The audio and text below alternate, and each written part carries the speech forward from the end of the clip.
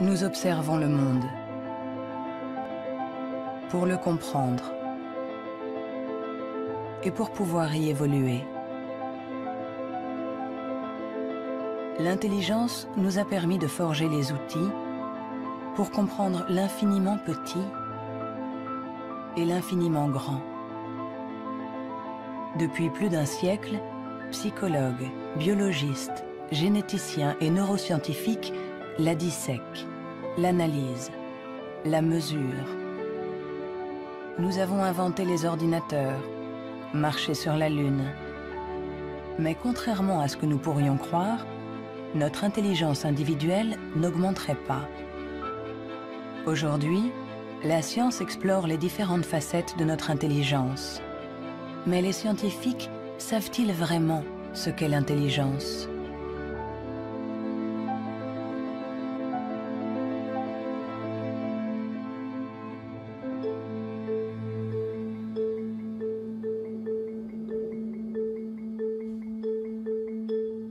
L'intelligence, c'est faire le lien. Assembler différents éléments pour trouver une solution. Pour la comprendre, il faut réussir à la fractionner, en isoler toutes les composantes.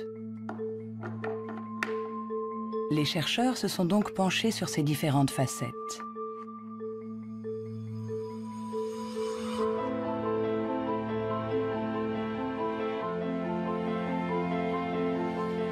Pour mesurer l'intelligence, une des premières idées a été de mesurer la vitesse à laquelle le cerveau réagit. C'est cette méthode que le professeur Teni Januis a utilisée. Il a comparé notre temps de réaction avec celui de nos ancêtres. Et les résultats de son étude ne sont pas en notre faveur.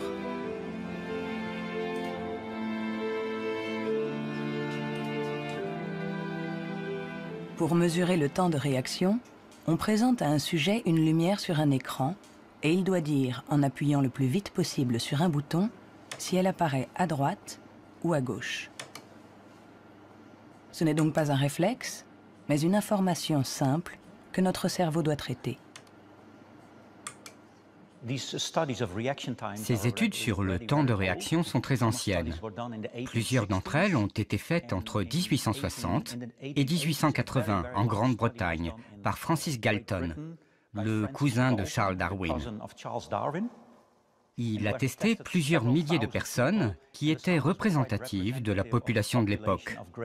Les gens avaient alors un temps de réaction très rapide. Nous avons donc cherché des études comparables qui auraient été faites durant les 120 dernières années. Et nous en avons trouvé une quinzaine.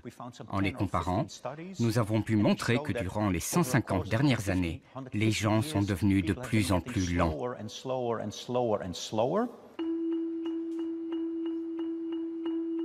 Pour le professeur Teni Januis, intelligence égale vitesse. Et notre cerveau mettrait en moyenne 50 millisecondes de plus que celui de nos arrière-grands-parents pour traiter une information simple. 50 millisecondes de plus, ça a l'air ridiculement bref. Mais quand on pense aux milliers de décisions que nous devons prendre chaque jour, si vous êtes un tout petit peu plus lent pour chaque décision, ça peut avoir des conséquences très importantes. Le professeur Teni Januis est convaincu que nous sommes moins intelligents qu'au XIXe siècle.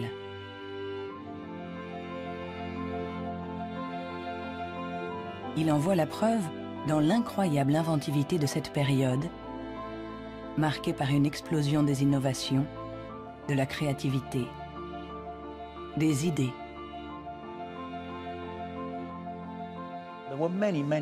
Il y a eu énormément de fantastiques innovations au XIXe siècle. Des études ont montré que le nombre d'inventions par habitant était 4 fois plus important qu'aujourd'hui. Le professeur Teni Januis pense que notre intelligence est en panne. Elle décline depuis au moins 150 ans. Mais au XIXe siècle, Sir Francis Galton pensait déjà que les Anglais étaient bien moins intelligents que les Grecs de l'Antiquité, qui ne manquaient pas d'esprit brillant. Alors, Qu'en est-il des prédécesseurs des Grecs, les hommes préhistoriques? Eh bien, il est extrêmement difficile de mesurer leur intelligence. Pourtant, à l'Institut Max Planck de Leipzig, on essaye de répondre à cette question en reconstituant le cerveau de nos ancêtres de la préhistoire.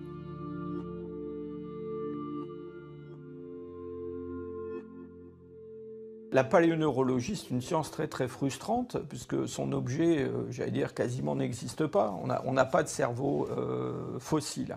Ce qu'on a essentiellement, c'est la boîte dans laquelle ce cerveau était contenu.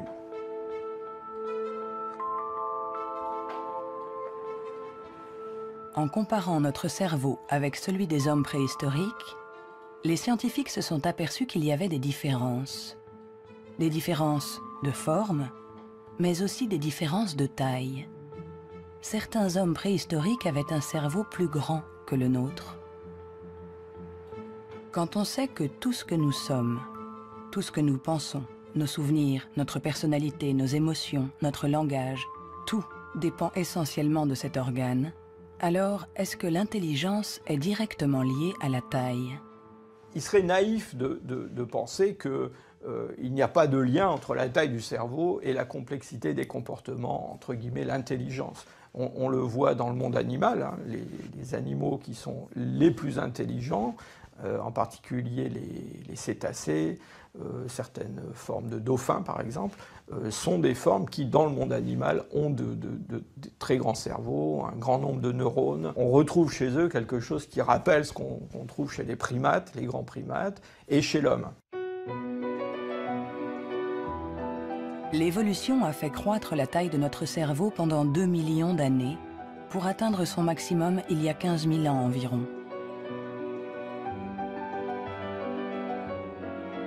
L'homme de Cro-Magnon, qui a peint les murs de la grotte de Lascaux il y a quelques 17 000 ans, était un Homo sapiens, comme nous.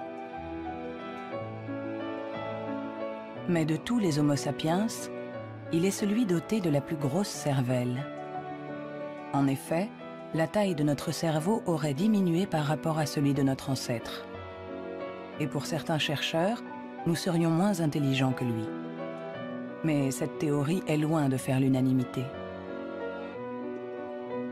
Moi, je ne crois pas qu'il y a une intelligence qu'on peut mesurer avec 1 centimètre et dire, voilà, il est aussi intelligent, ou il est plus intelligent, ou il est moins intelligent. Un homme de Cro-Magnon, il était intelligent pour être intelligent dans le monde où il vivait, et pas pour être intelligent dans une banque. Si on allait chercher avec la machine à voyager à travers le temps un homme d'il y a 25 000 ans, un Cro-Magnon, qu'on l'amenait aujourd'hui, il s'adapterait au monde dans lequel il aurait à vivre. Historically, you guys have struggled to adapt. Yeah, right. Walking upright, discovering fire, inventing the wheel, laying the foundation for all mankind. You're right. Good point. Sorry we couldn't get that to you sooner. Connie, your reaction? We live in a society where the individual ego and the group dynamic are in constant struggle. Response? Yeah, I have a response. What? Plus intelligent? Moins intelligent?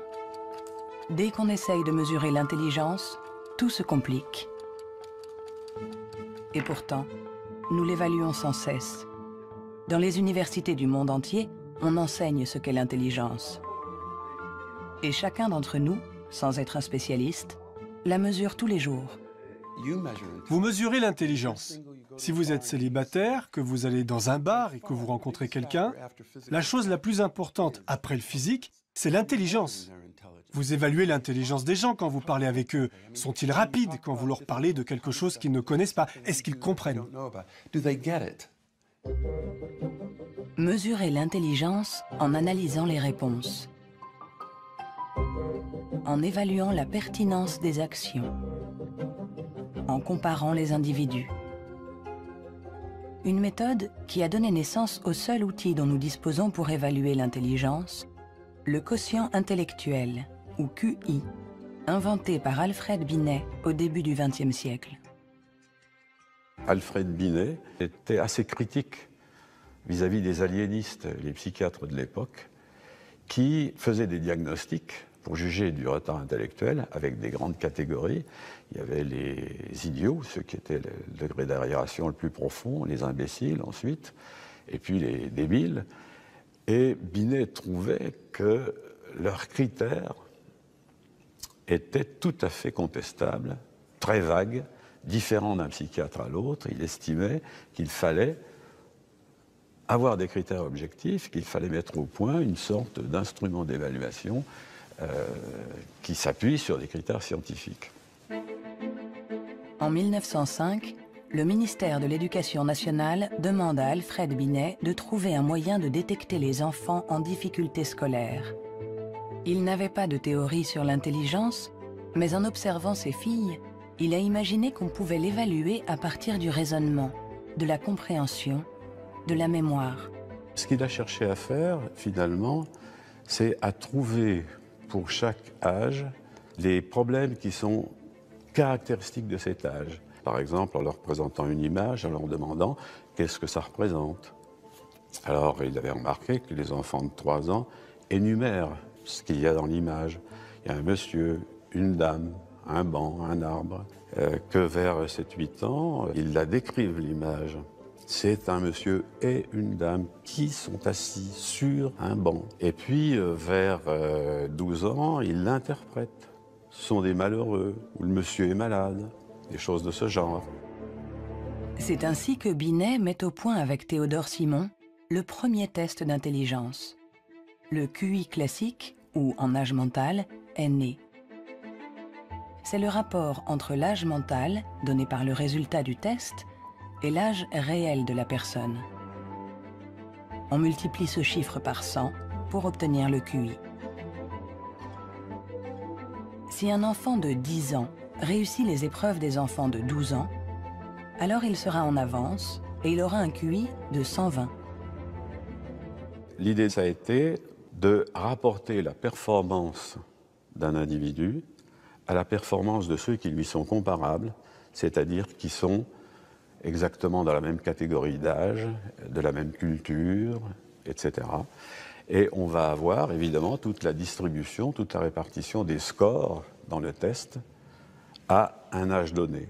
Le QI, c'est juste la position d'un individu par rapport aux performances des gens qui sont comme lui, c'est-à-dire qui ont le même âge que lui.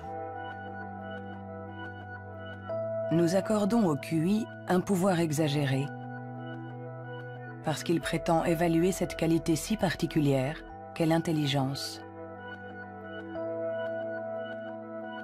Difficile dès lors de résister à la tentation de s'évaluer, de se comparer. Ce qui est un peu catastrophique, c'est ce qu'on voit actuellement sur des sites internet où on vous permet de calculer votre QI. Et alors je pense que des gens, ils font ça, ils se retrouvent avec un chiffre et ils vont l'interpréter, si par exemple ce chiffre n'est pas bon, en se disant qu'ils ne sont pas intelligents. C'est absolument ridicule et catastrophique. Le 2. Il est ridicule de croire qu'un chiffre peut résumer quelqu'un. Le 4. Le 3. Les vrais tests de QI se font chez des psychologues agréés. Le 2. Car il faut savoir les interpréter en les mettant en rapport avec le passé d'un individu, son présent. Le 2 ou le 3. Sa personnalité. Le QI permet d'évaluer l'intelligence, de comparer les individus. Mais nous permet-il de savoir si notre intelligence a évolué depuis que Binet l'a inventé il y a plus d'un siècle? Réussissons-nous mieux aujourd'hui les tests de QI? C'est en Nouvelle-Zélande qu'on a apporté pour la première fois une réponse à cette question. C'est ici que James Flynn a fait une découverte surprenante que les scientifiques du monde entier ont baptisé l'effet Flynn. L'effet Flynn, c'est la découverte que pour toutes les nations qui sont entrées dans l'ère industrielle, il y a eu des gains importants dans les tests de QI. J'ai regardé tous les types de tests de QI dans 40 pays. comme en France, en Hollande, en Norvège, partout où il y avait des appelés au service militaire. On leur donnait exactement le même test chaque année, et les gains sont évidents. Il y a 1 ou 2 générations, les gens avaient en moyenne 30 réponses justes sur 60, alors qu'aujourd'hui, ils en ont 45.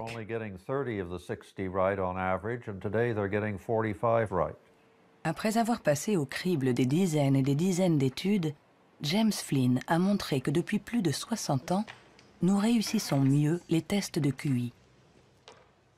Est-ce que cela signifie que nous serions devenus plus intelligents que nos grands-parents?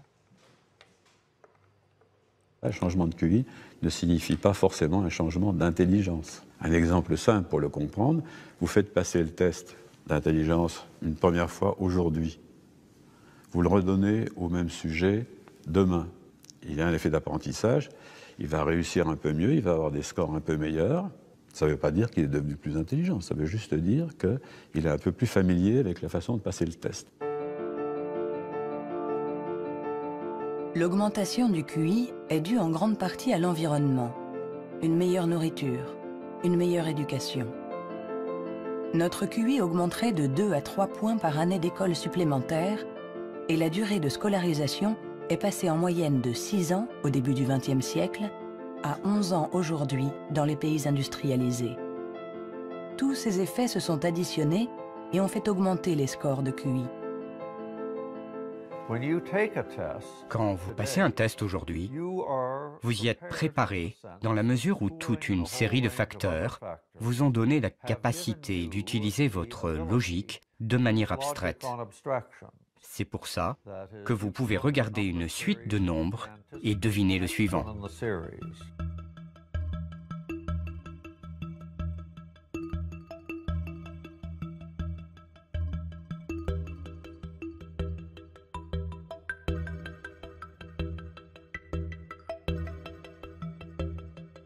Avec l'intelligence, il ne faut pas se fier aux apparences.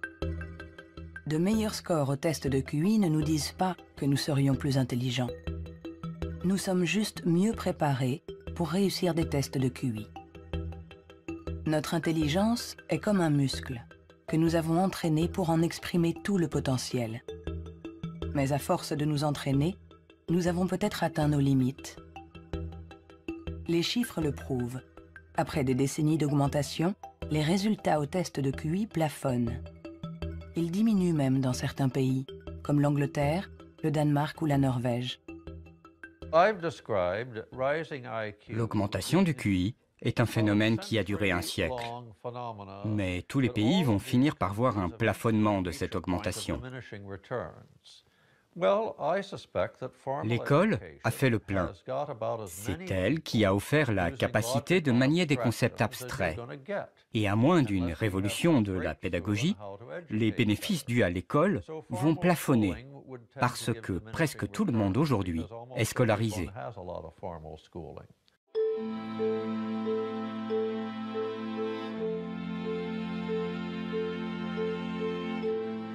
Un QI qui stagne. Des cerveaux plus lents, plus petits. Où en est notre intelligence? Les premiers outils permettant d'évaluer l'intelligence ont été inventés il y a plus d'un siècle. On s'inspire toujours des théories imaginées par Sir Francis Galton et Alfred Binet. Mais aujourd'hui, nous pouvons aller plus loin. Plutôt que de mesurer ce que l'intelligence produit, intéressons-nous à l'organe qui produit l'intelligence.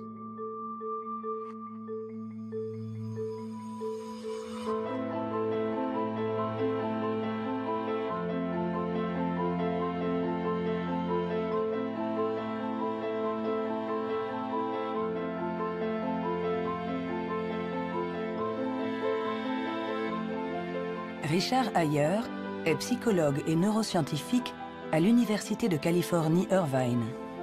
Depuis plus de 30 ans, il essaie de savoir à quoi ressemble un cerveau intelligent. Grâce aux progrès faits par l'imagerie cérébrale ces dernières années, il cherche, avec son collègue le professeur Rex Jung, où, dans le cerveau, se niche l'intelligence. Nous regardons le cerveau de Richard Ayer, un très joli cerveau. Le docteur Ayer est une personne brillante, intelligente, et nous voyons toutes les régions qui sont le support de son intelligence.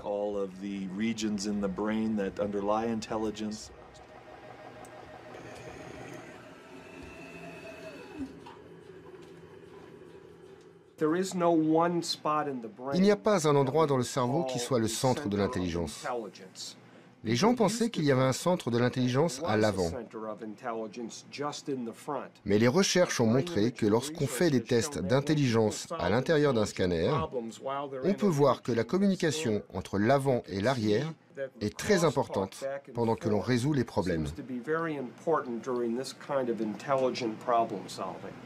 Le professeur Ayer a été l'un des pionniers dans l'utilisation des techniques de neuroimagerie moderne. Sa première étude date de 1988. On n'avait alors jamais utilisé ces outils dans les recherches sur l'intelligence. On a trouvé des zones du cerveau qui s'activaient quand les gens passaient des tests d'intelligence. Mais le choc, la surprise, c'était que plus ces zones étaient actives, moins les résultats du test étaient bons. C'était à l'opposé de ce qu'on attendait.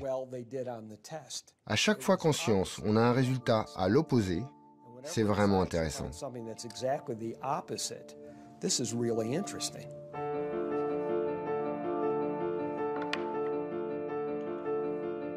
Un cerveau intelligent n'est pas un cerveau qui fonctionne plus, mais au contraire, un cerveau qui fonctionne moins.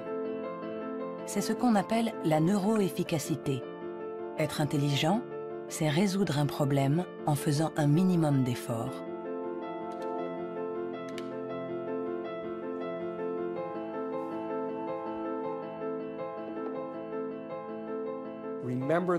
Souvenez-vous de la première fois que vous avez conduit une voiture. Le premier jour, dans un grand parking vide, avec quelqu'un assis à côté, et vous tournez le volant et vous pensez « Maintenant, il faut que je freine ». Mais aujourd'hui, vous conduisez au milieu de la circulation dans une ville que vous ne connaissez pas, et malgré ça, vous pouvez discuter avec quelqu'un. Votre cerveau est bien plus efficace pendant que vous conduisez. Donc, les hauts niveaux d'intelligence ne sont pas forcément liés à un cerveau qui travaille plus, mais à une transmission plus efficace de l'information entre les zones importantes du cerveau. Lorsqu'on pense à un processus aussi complexe que l'intelligence, il faut imaginer que le cerveau est comme un orchestre avec différentes sections. Mais le vrai mystère, c'est comment ces sections interagissent. Parce que pour autant que nous le sachions, il n'y a pas de chef d'orchestre. Si le cerveau est un orchestre, alors l'intelligence est la musique.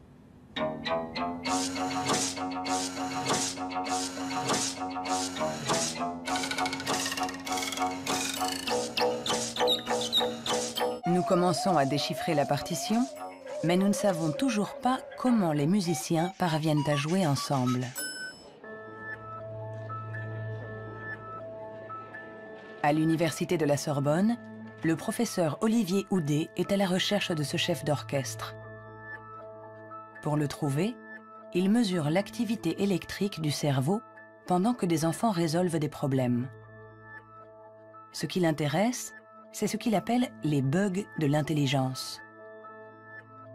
Si vous présentez à un enfant ce dispositif avec 1, 2, 3, 4, 5 babards écartés ou 5 babards resserrés, et vous demandez à l'enfant, y a-t-il le même nombre de babards au-dessus et en dessous, jusqu'à 6-7 ans, tous les enfants du monde vont vous répondre « Ah ben non, il n'y en a pas pareil, il y en a plus là parce que c'est plus long ». Le cerveau de l'enfant est donc piégé par l'intelligence, c'est-à-dire visio-spatiale, selon laquelle longueur est égale à nombre. Dans le cerveau, ça se traduit par le fait qu'on a des chemins neuronaux différents pour résoudre une même tâche.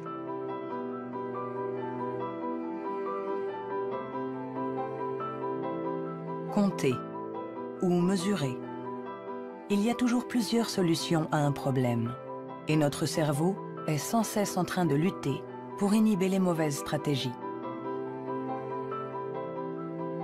Nous, ce qu'on montre ici, et c'est ça la découverte et l'originalité de notre laboratoire, est que l'inhibition, c'est sans doute le processus clé et positif de l'intelligence, parce que c'est elle qui nous permet de résister à nous-mêmes, en quelque sorte. Résister à nous-mêmes, c'est apprendre à contrôler les interférences qui viennent perturber notre intelligence. Le test de Stroop est une des méthodes pour observer ces interférences. Il consiste à donner la couleur d'un mot, mais attention, sans le lire. Bleu, jaune, rouge, jaune, vert, rouge, vert, vert, rouge, vert, jaune, jaune, rouge, jaune, jaune, rouge, jaune, rouge, jaune, jaune, rouge, vert, rouge, jaune, bleu.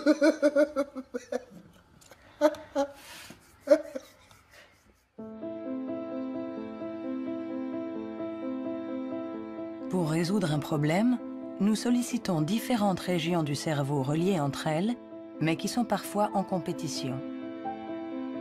Mais comment ces différentes zones communiquent-elles? C'est ce à quoi s'intéresse le professeur Douglas Fields à l'Institut national de la santé de Washington.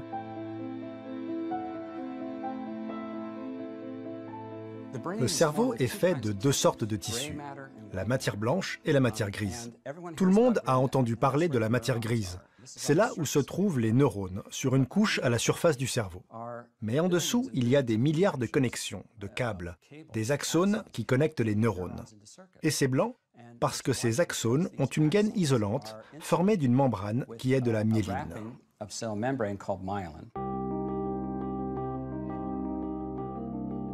La myéline entoure les axones, permettant aux informations de circuler de manière rapide et efficace dans le cerveau.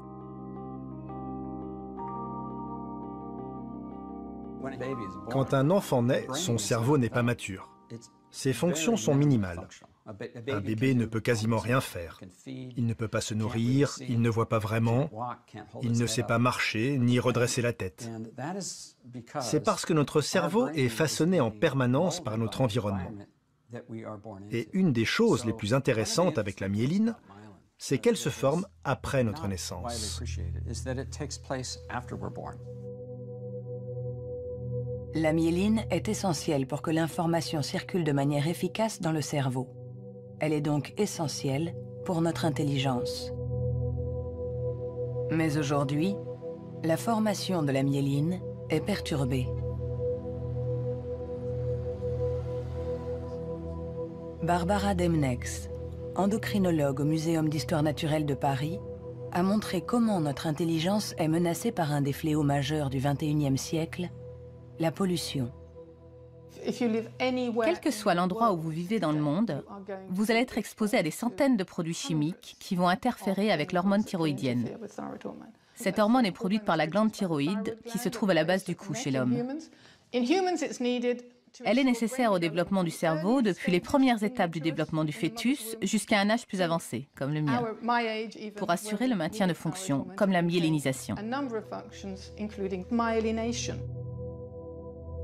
L'Autorité européenne de sécurité des aliments a analysé 297 pesticides. Plus d'une centaine d'entre eux perturbent le fonctionnement de l'hormone thyroïdienne. Tout comme le bisphénol A, les PCB, les retardateurs de flamme.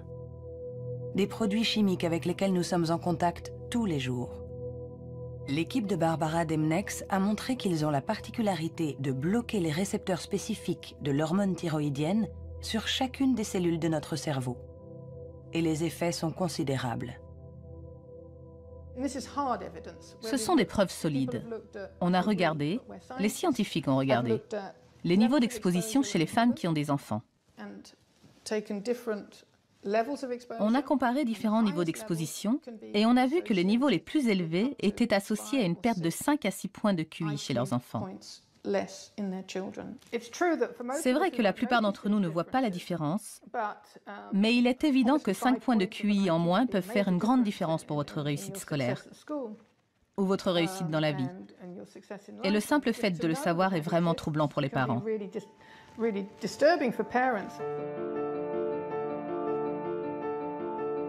Notre intelligence nous a permis de créer un monde complexe, au prix de la dégradation de notre environnement.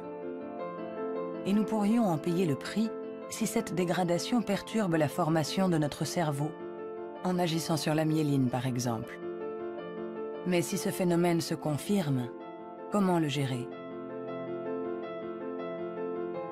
Pendant plus d'un siècle, on a pensé que tous nos processus mentaux n'étaient dus qu'à l'activité électrique des neurones.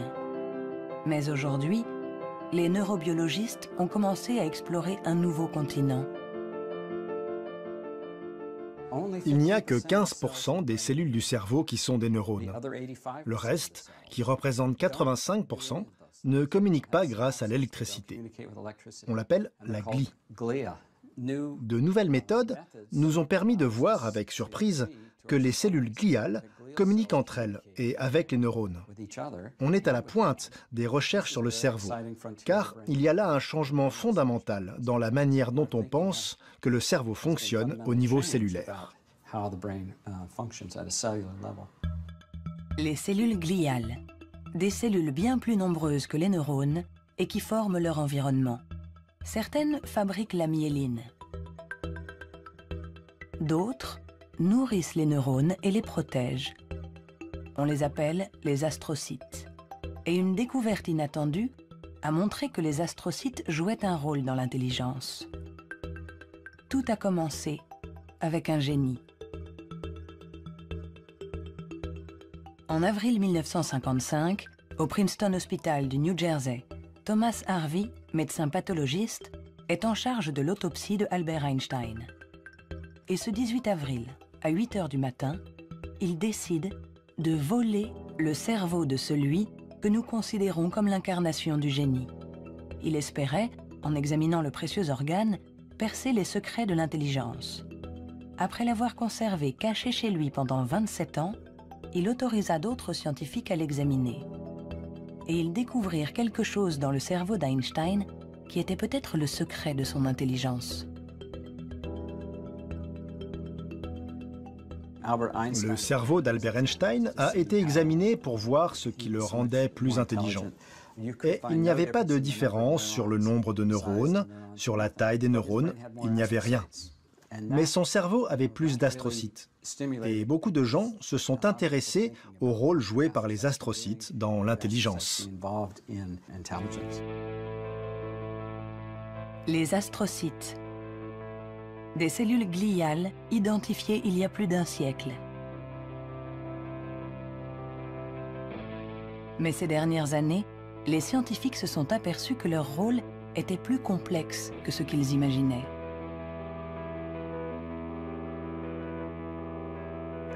Les astrocytes servent à beaucoup de choses.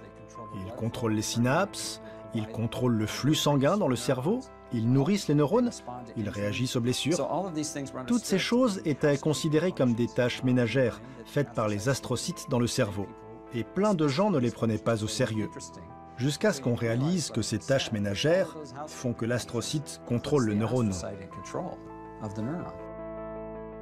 Un astrocyte humain contrôle des centaines de neurones, bien plus que ce que peut faire un astrocyte de souris par exemple.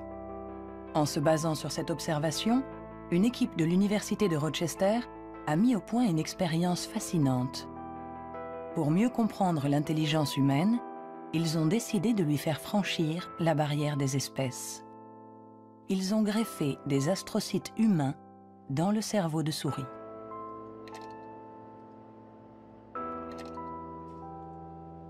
Nous avons effectué des greffes des astrocytes humains chez la souris. Et la greffe, littéralement, on voyait tout le cerveau.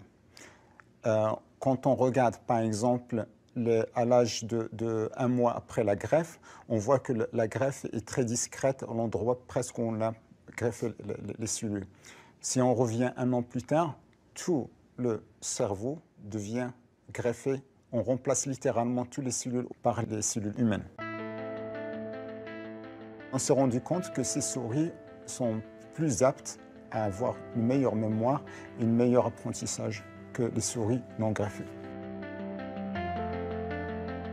Pour tester les capacités de ces souris au cerveau modifié, les chercheurs les ont placées dans un labyrinthe. Résultat, les souris greffées trouvent la sortie 2 fois plus vite que les souris non greffées. Cette expérience ne laisse plus la place au doute. Les astrocytes contribuent à favoriser la mémoire et l'apprentissage. Ils jouent un rôle clé dans notre intelligence.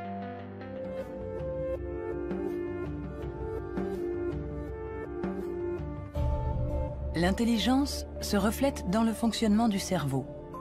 Mais comment expliquer les différences d'intelligence de nos collègues, de nos amis, de nos parents? Ont-ils plus de matière blanche, moins d'astrocytes, des neurones plus rapides?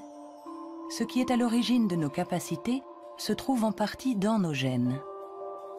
Robert Plomin est généticien comportementaliste.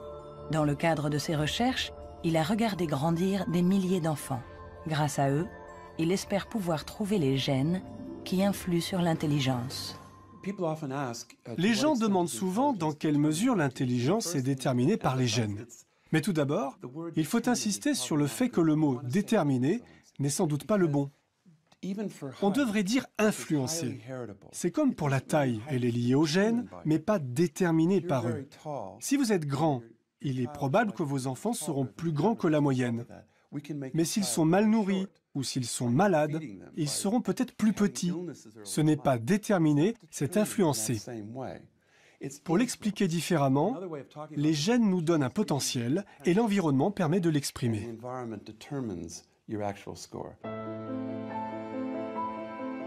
Pour comprendre les relations complexes entre gènes et intelligence, Robert Plomin fait passer des tests à des milliers de jumeaux. Les vrais jumeaux ont ceci de particulier que ce sont des clones. Ils partagent exactement les mêmes gènes. Ils sont identiques en tout point. Mêmes cheveux, mêmes yeux. Mais ont-ils les mêmes résultats au test d'intelligence? La réponse est oui. Leurs résultats sont plus proches que ceux d'un frère et d'une sœur. C'est la preuve que même s'ils ne sont pas les seuls déterminants de l'intelligence, les gènes jouent un rôle crucial. La plupart des pays dans le monde, plus de 100 pays, disposent maintenant de registres de jumeaux, car ils reconnaissent l'importance de la méthode des jumeaux pour estimer l'influence des gènes. La prochaine étape de nos recherches est d'essayer de trouver les gènes responsables de l'intelligence. Pour cela, Robert Plomin utilise des puces à ADN capables de détecter plus d'1 million de marqueurs génétiques. En comparant l'ADN de tous ceux qui ont eu de bons résultats au test, il cherche à voir si certains gènes apparaissent plus fréquemment. Mais l'identification précise de ces gènes s'est révélée beaucoup plus compliquée que ce qu'il espérait.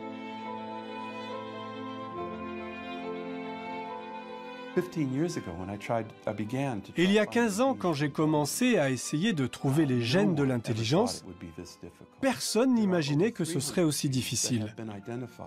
On a identifié plus de 300 gènes qui influent sur l'intelligence. Et le problème, c'est qu'on en a identifié seulement 1%.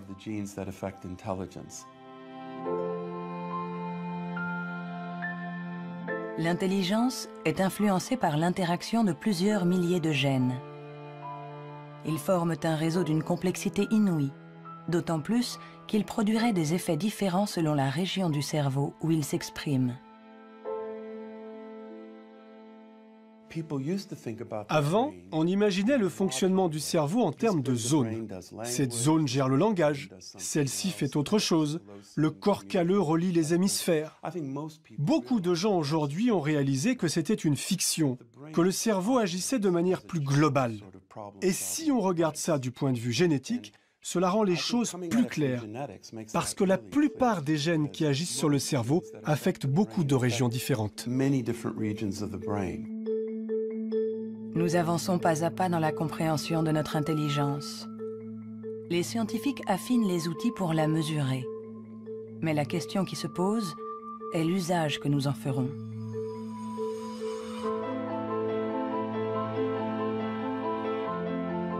L'intelligence est ce qui prédit le mieux notre niveau d'études, notre emploi. Par conséquent, parler de l'intelligence de quelqu'un n'est pas anodin. On donne une valeur, on classe, on hiérarchise, avec tous les risques de dérapage que cela comporte. L'erreur de raisonnement, c'est de considérer que l'intelligence serait essentiellement héréditaire. Et ça a conduit effectivement à des dérives qui sont tout à fait ridicules, je dirais, absolument ridicules. Pour en donner un exemple, en 1924, je crois, une loi a été votée aux États-Unis qui restreignait l'immigration, qui mettait des quotas pour l'immigration, parce que dans les tests, ils avaient en moyenne des résultats moins bons. Et donc, ils étaient supposés être héréditairement moins intelligents. Il fallait qu'ils en viennent moins aux États-Unis pour ne pas faire baisser la moyenne. On les accueillait, vous savez, dans Ellis Island, cette petite île qui est en face de New York, et pas mal d'entre eux ont été renvoyés, et notamment ceux qui, dans les années 30, commençaient à sentir la montée du nazisme, je pense aux Juifs de l'Europe de l'Est, par exemple, et qui ont été refoulés pour des raisons absolument idiotes. On a longtemps cru qu'on ne pouvait pas échapper à ses origines. Notre hérédité était supposée contrôler nos vies. La science, depuis, nous a heureusement éloignés de cette vision déterministe. Mais l'intelligence est un sujet à part, un sujet si sensible que les faux pas et les excès ont marqué son histoire. William Shockley, physicien visionnaire, prix Nobel pour sa découverte du transistor, se montra moins brillant lorsqu'il décida de se pencher sur l'étude de l'intelligence. Dr. Shockley, if you could answer it yes or no, I would appreciate it. Do you believe that black people are inferior in intelligence because of their heredity? What I say is this. My research leads me, and it's a tragic conclusion, really, my research leads me inescapably to the opinion that the major cause of the American Negro's intellectual and social deficits is hereditary and racially genetic in origin, and thus not remediable to a major degree by practical improvements in environment. Then what do you see as the solution to the problem? I would propose that you would offer a bonus to everyone to be sterilized. The offer is based upon the best estimates, best scientific estimates that one can have of any genetically carried disabilities. 1974, c'était tout juste hier, une époque pas si lointaine où certains se servaient du QI pour justifier des théories racistes, pour exclure ceux qui étaient différents. Joseph Chovanec est atteint du syndrome d'Asperger, une forme d'autisme qui peut cohabiter avec un QI élevé. Diplômé de Sciences Po, docteur en philosophie, écrivain. À 6 ans, il ne disait pas un mot. Aujourd'hui, il parle 7 langues, dont l'hébreu, l'arabe, le perse et l'azerbaïdjanais. Je fais partie de ces enfants qui étaient promis à la poubelle.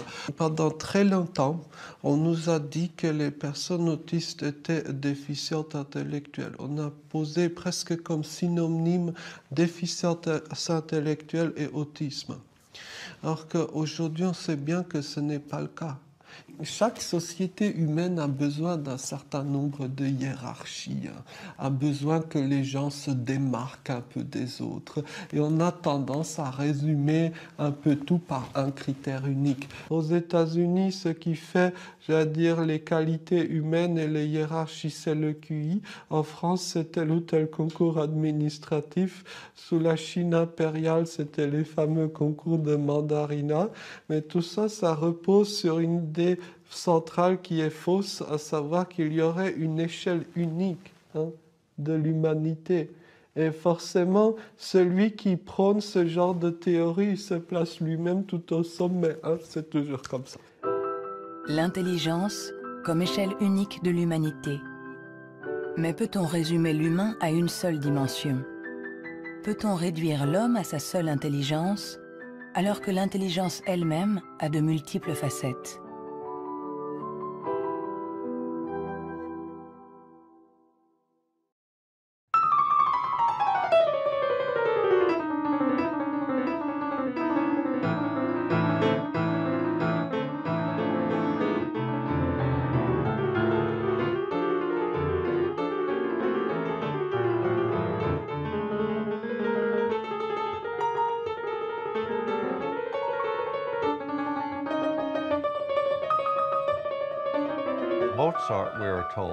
Mozart, dit-on, pouvait avoir à l'esprit une symphonie en entier. Si vous suivez une symphonie, vous devez suivre son développement dans le temps. Mais lui, il avait conscience de sa globalité. C'est un peu le même niveau de complexité que pour un mathématicien qui pense à 7 ou 8 formules et voit toutes les connexions possibles entre elles. Alors on peut toujours objecter. Est-ce que l'intelligence musicale est une forme d'intelligence? Ce n'est pas important.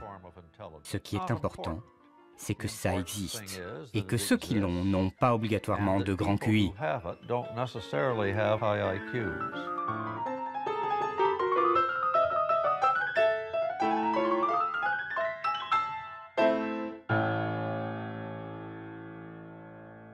Il y a eu toujours une résistance à considérer qu'il y avait des formes d'intelligence différentes et une espèce de propension à vouloir déterminer un QI général, ce qui voudrait dire qu'on a une intelligence unidimensionnelle, voilà, et vous êtes plus ou moins haut sur cette dimension.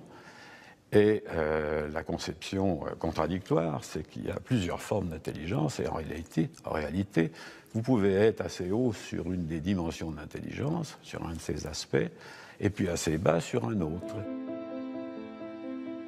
Le débat est aussi ancien que les premières études sur l'intelligence. En effet, les scientifiques se sont aperçus que quelle que soit la méthode utilisée, ils n'arrivaient pas à évaluer l'intelligence avec une échelle unique.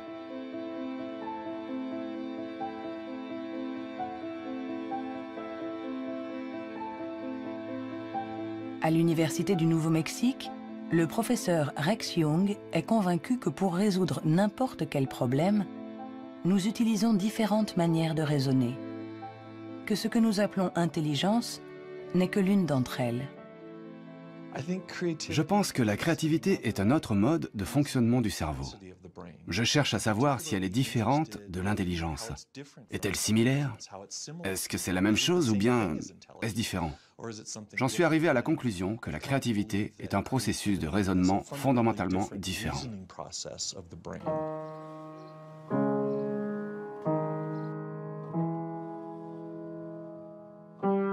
Déchiffrer une partition, c'est être intelligent en utilisant nos connaissances.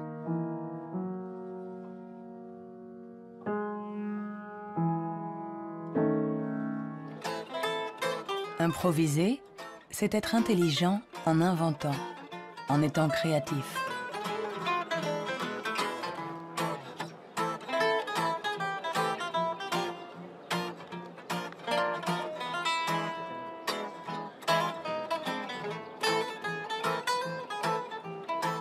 Un musicien peut être à la fois intelligent et créatif. Un sujet d'étude idéal.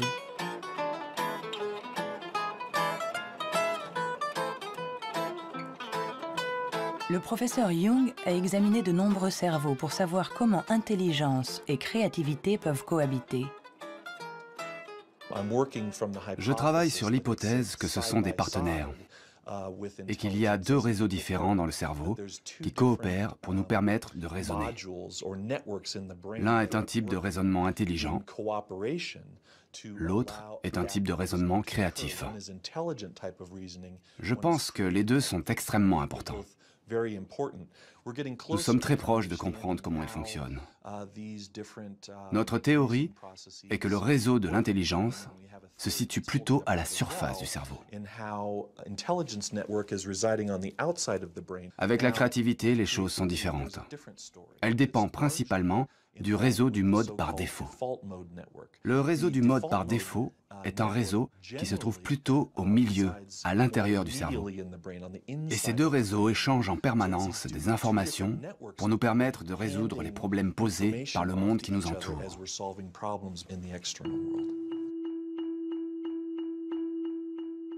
Nous avons tous expérimenté cette sensation d'une idée surgissant de nulle part avec la force de l'évidence.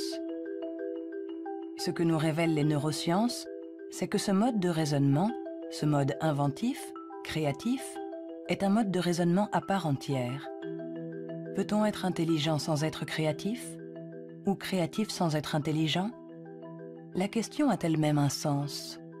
Pour évoluer intelligemment dans le monde, n'avons-nous pas besoin de toutes les ressources de notre esprit ?